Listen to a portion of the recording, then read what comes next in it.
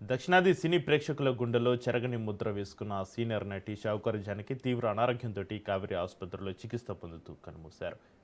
7 దశాబ్దాలకు పైగా సాగిన సుదీర్ఘ సినీ ప్రయాణంలో కథానాయికగా, ఆర్టిస్టుగా ఎన్నో వైవిధ్యమైన పాత్రలకు జీవం పోసిన ఆమె తెలుగు, తమిళ, కన్నడ, మలయాళ చిత్రసీమల్లో తనకంటూ ఒక ప్రత్యేక స్థానాన్ని సంపాదించుకున్నారు. షావుకారుతో మొదలైన ఆమె నట ప్రస్థానం వందలాది పాత్రలతోటి సాగి దక్షిణాది సినిమా చరిత్రలో చెరగని అధ్యాయంగా మిగిలిపోయింది. ఆమె మరణంతో సినీ పరిశ్రమలో విషాద ఛాయలు అలుముకున్నాయి. 1931 డిసెంబర్ 12న తూర్పుగోదావరి జిల్లా రాజమండ్రిలో జన్మించిన జానకి అసలు పేరు శంకరమంచి జానకి. చిన్న వయసులోనే కళలపై ఆసక్తి పెంచుకున్న ఆమె రేడియో నాటకాల ద్వారా తన కళా ప్రయాణాన్ని ప్రారంభించారు. అనంతరం సినిమాల్లోకి అడుగుపెట్టి అంచెలంచెలుగా కథానాయకిగా ఎదిగారు. దర్శకుడు ఎల్వి ప్రసాద్ తెరకెక్కించిన షావుకారు చిత్రంతో జానకి వెండితెరకు పరిచయమయ్యారు. ఆ సినిమాలో ఆమె పోషించిన పాత్రతో షావుకారు జానకిగా ప్రేక్షకులకు దగ్గరయ్యారు.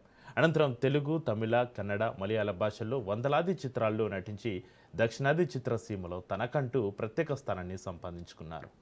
తెలుగులో ఎన్టీఆర్, ఏఎన్ఆర్ వంటి అగ్ర కథానాయకుల సరసన నటించిన జానకి తమిళంలో ఎంజీఆర్, శివాజీ గణేశన్ తదితర ప్రముఖుల నటులతోటి కలిసి పనిచేశారు. రోజులు మారాయి, కన్యాశుల్కం, జయం మనదే, పాండురంగ మహత్యం, డాక్టర్ చక్రవర్తి, అక్కా చెల్లెళ్ళు, బడిపంతులు, సంసారం ఒక చదరంగం తదితర చిత్రాలు ఆమెకు మంచి గుర్తింపుని తీసుకొచ్చాయి. ఇలా 7 దశాబ్దాలకు పైగా సాగిన సినీ ప్రయాణంలో షావుకారు జానకి దాదాపు 400కు పైగా చిత్రాల్లో నటించారు.